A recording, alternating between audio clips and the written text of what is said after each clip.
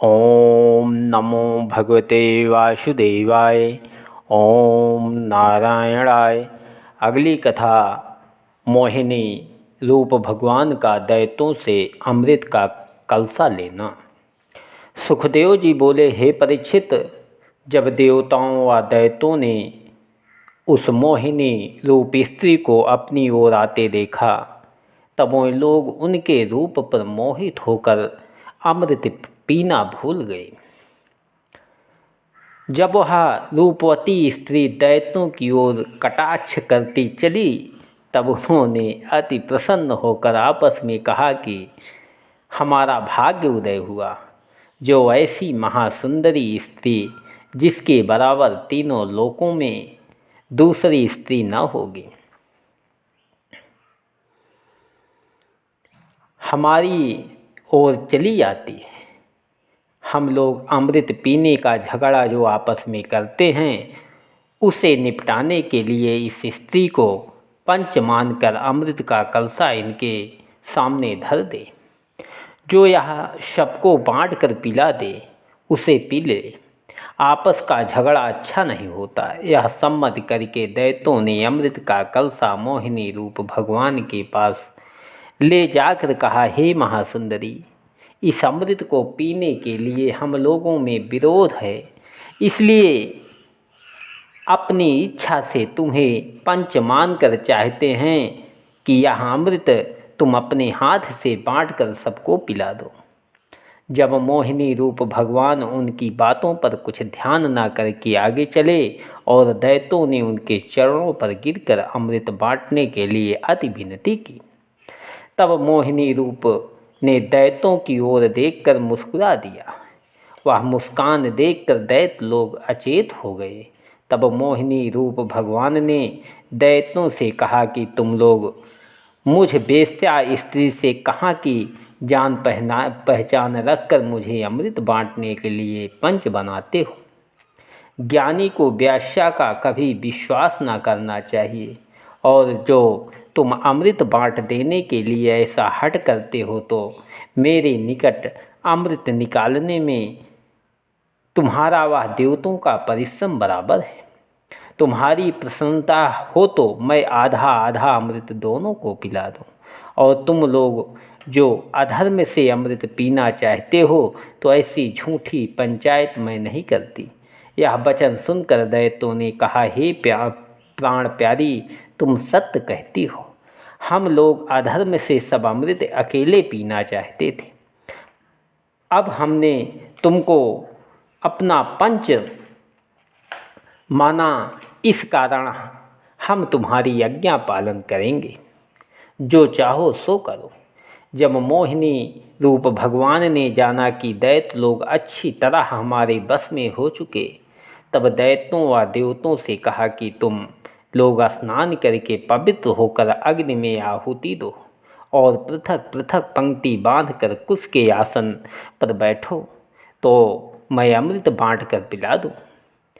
जब मोहिनी रूप भगवान ने के कहने से देवता व दैत्य अच्छे अच्छे भूषण व वस्त्र पहनकर पृथक पृथक बैठे। तब मोहिनी रूप भगवान दैत्यों से बोले कि मैं पहले देवताओं को अमृत देकर पीछे तुम्हें पिलाऊंगी। दैत्य ने कहा कि हमें तुम्हारा कहना सब अंगीकार है। यह सुनते ही मोहिनी रूप भगवान ने अमृत का कलसा उठा लिया और देवताओं की पंक्ति में जाकर उन्हें अमृत पिलाना और दैत्यों की ओर तिरछा चितवन से देखना आरंभ किया। दैत्य लोग उसी चितवन के मद में मतवाले होकर अमृत का पीना भूल गए।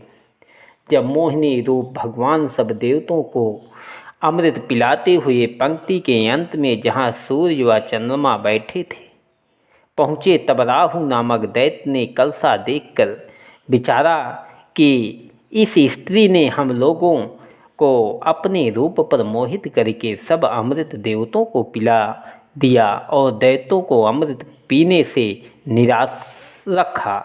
ऐसा विचार कर उस दैत्य ने अपना स्वरूप देवताओं के समान बना लिया और सूर्य व चंद्रमा के मध्य में बैठकर अमृत पिया। तब सूर्य व चंद्रमा ने चिल्लाकर मोहिनी रूप से कहा कि यह दैत्य है। जैसे यह वचन मोहिनी रूप भगवान ने सुना, वैसे ही बचा हुआ अमृत चंद्रमा पर गिराकर सुदर्शन चक्र से राहु का सिर काट लिया।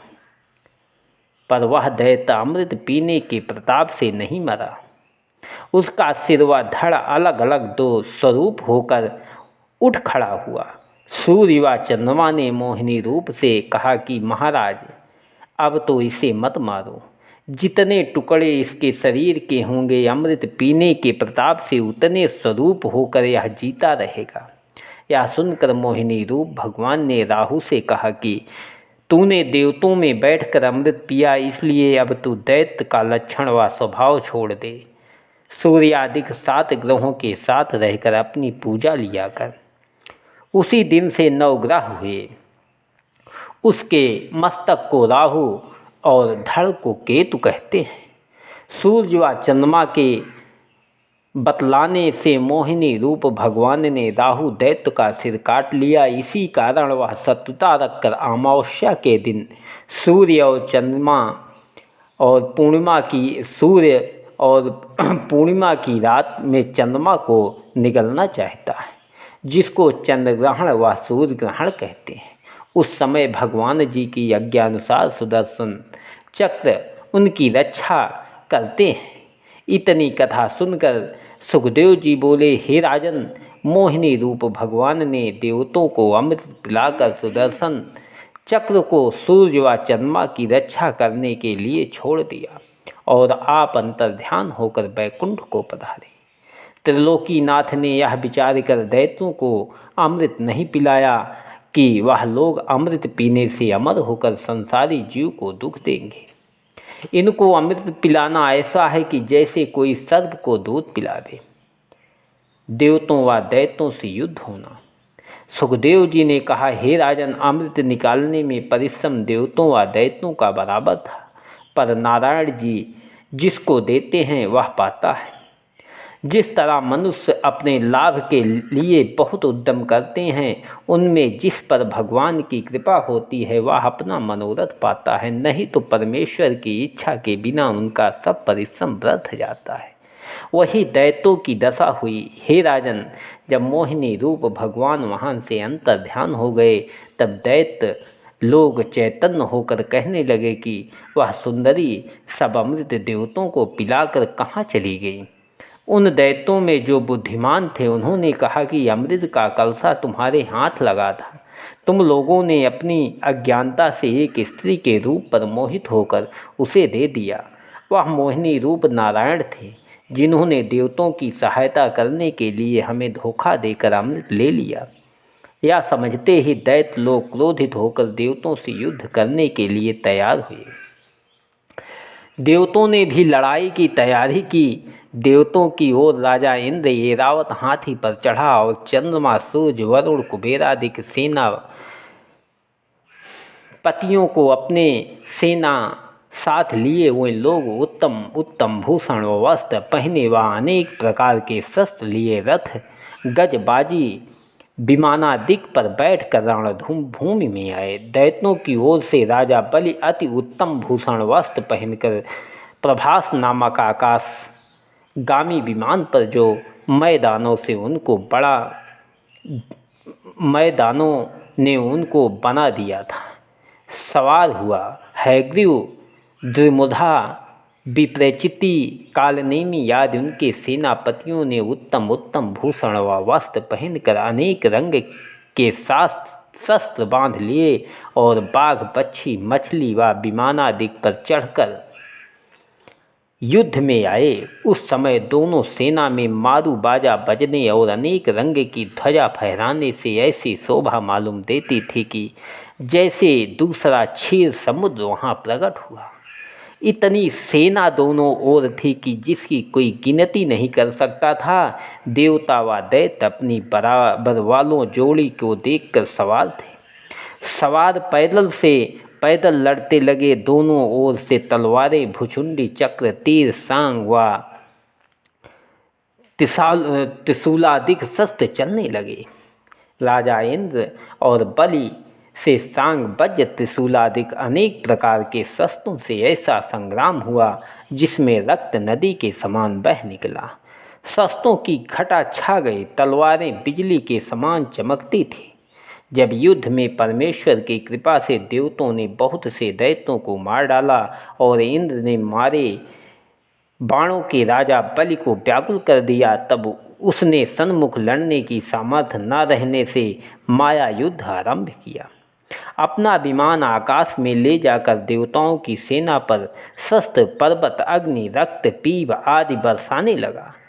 नंगी राक्षसियाँ खड़ंग व खप्पड़ लिए देवताओं की ओर में आ पहुँची।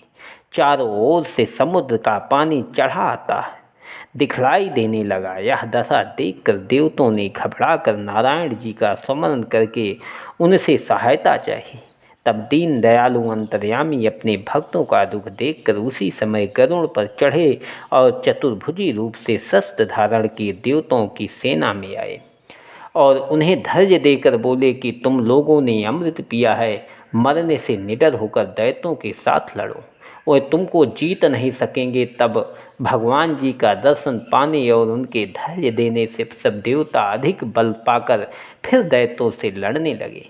नारायण जी को देखकर कालनेमी दैत्य बाघ पर चढ़ा हुआ उनकी ओर दौड़ा और एक त्रिशूल उन पर चलाया। तब वैकुंठनाथ ने वह त्रिशूल पकड़कर चक्र से उसका सिरवाहन समेत काट डाला। कालनेमी को मारा हुआ देखकर माली व शुमाली दैत्य ज्योतिष स्वरूप के सन्मुख लड़ने आए। श्याम सुंदर ने उनके भी सिर चक्र से गिरा दिए। फिर माल्यवान दैत्य ने आकर एक गदा नारायण जी को, दूसरी गरुड़ को मारी। महाप्रभु ने उनका भी मस्तक सुदर्शन चक्र से काट दिया। देवताओं की विजय होना। सुखदेव जी बोले, हे राजन, वैकुंठनाथ के आते ही दैत्यों की सब माया इस तरह जाती रही जिस तरह स्वप्न का दुख जागने से छूट जाता है। देवताओं को बड़ा भरोसा हो गया। राजा बलि व इंद्र से फिर सन्मुख युद्ध होने लगा। इंद्र ने कहा कि हे राजा बलि, तुम नटों के समान छल करके मेरा राज्य लेना चाहते हो। सूरवीरों की तरह सन्मुख होकर धर्म युद्ध करो। आज दैत्यों को मारकर सब दिनों का बैर तुमसे लूँगा। यह वचन सुनते ही राजा बलि बोले, हे इंद्र, अभी 4 दिन हुए तुम हमारे सामने भाग गए थे। आज ऐसा अभिमान तुम्हें कहाँ करना उचित नहीं है। दिन किसी के सदा एक से नहीं रहते। अज्ञानी मनुष्य थोड़ा दुख व सुख होने से अभिमान करते हैं। विजय व पराजय परमेश्वर के अधीन है। मेरा व तेरा किया कुछ नहीं हो सकता। ऐसा कहकर राजा बलि ने इंद्र को बाणों से व्याकुल कर दिया। तब इंद्र ने अपने वज्र से बलि को मारा। वह इस तरह आकाश से विमान समेत पृथ्वी पर गिरा जैसे पंख कटा हुआ पहाड़ गिर पड़े। यह दशा राजा बलि की देखते ही यक्ष नामक दैत्य ने अपनी वाहन बाघ को दौड़ाकर एक गदा इंद्र को मारी, दूसरी ऐरावत हाथी के मस्तक पर ऐसी मारी कि वह हाथी व्याकुल होकर घुटने के बल बैठ गया। तब इंद्र हाथी से उतरकर रथ पर चढ़ा। मातली सारथी की फुर्ती देखकर यक्ष दैत्य ने एक त्रिशूल मातली को मारा। तब इंद्र ने वज्र से यक्ष का सिर काट डाला। उसके मरने का समाचार नारद जी ने सुनकर नमूची, बलि और पाक नामक 3 महाबली दैत्य इंद्र से लड़ने आए। उन्होंने इंद्र को दुर्वचन कहकर इतने बाण मारे कि इंद्र रथ समेत इस तरह छिप गया जैसे सूर्य बदली में दिखलाई नहीं देते। जब यह दशा देखकर देवता घबरा गए। तब इंद्र ने अपनी वज्र से बलि और पाक दोनों को मारकर फिर वहीं वज्र नमूची पर चलाया। उस वज्र से नमूची का सिर नहीं कटा। तब इंद्र ने बहुत घबराकर मन में कहा कि जिस वज्र से मैंने वृत्तासुर को मारा और पहाड़ों की भुजाएं काटी थी, उस वज्र से नमूची का मस्तक नहीं कटा। इससे मालूम होता है कि मेरी वज्र की सामर्थ्य जाती रही। यही सोच विचार इंद्र कर रहा था। उसी समय यह आकाशवाणी हुई, हे इंद्र, नमूची को वरदान है कि किसी गीली या सूखी वस्तु से या नहीं मरेगा। कोई दूसरा उपाय इसके मरने का करो। यह आकाशवाणी सुनते ही इंद्र ने समुद्र का फेन वज्र में लपेट कर इस पर चलाया तो उसका सिर कट गया। जब इसी तरह दूसरे देवता ने भी दैत्यों को मारा तब ब्रह्मा जी ने विचारा कि देवता व दैत्य दोनों मेरी संतान है, देवता सब दैत्यों को मारना चाहते हैं। ऐसा समझकर नारद जी ने से कहा कि तुम जाकर देवताओं को समझा दो कि अब ना लड़ें। उसी समय नारद मुनि ने जाकर देवताओं से कहा कि तुमने सेनापतियों को मार डाला, अब सब दैत्य को किस वास्ते मारते हो? और दैत्यों को समझाया कि अभी तुम्हारे दिन खोटे हैं, मत लड़ो। जब नारद मुनि के समझाने से देवताओं और दैत्यों में लड़ना छोड़ दिया तब इंद्रादिक देवताओं ने परमेश्वर की दया व विजय पाकर दुंदुभी बजाई, अप्सराएं ने नाच दिखलाया और गंधर्वों ने गाना सुनाया। नारायण जी बैकुंठ को गए और सब देवता परमेश्वर का यश गाते हुए अपने अपने लोक में जाकर सुख व आनंद करने लगे। इंद्र अपने राज सिंहासन पर बैठा। नारद मुनि की आज्ञा व दैत्य लोग राजा बलि आदि सब मरे हुए और घायल दैत्यों को उठाकर दैत्यों को उठाकर अस्ताचल में शुक्राचार्य के पास ले गए। शुक्र ने संजीवनी विद्या से सब दैत्यों को जिलाकर राजा बलि को बहुत धैर्य दिया। राजा बलि ने हंसते हुए हाथ जोड़कर कहा, महाराज आपकी दया से मुझे कुछ सोच नहीं है, कभी हमारी जय होती है और कभी देवताओं की। अब देवताओं के दिन अच्छे हैं इसलिए उनकी विजय हुई, जब हमारी दशा अच्छी आवेगी तो हम लोग भी आपके आशीर्वाद से देवलोक का राज्य पावेंगे। यह सुनकर सुखदेव जी ने राजा बलि के धैर्य व ज्ञान की बड़ाई की। इतनी कथा सुनाकर सुखदेव जी बोले, हे राजन, तुमने अमृत निकालने और पिलाने की जो कथा पूछी थी सो हमने सुनाई। ओम नमो भगवते वासुदेवाय।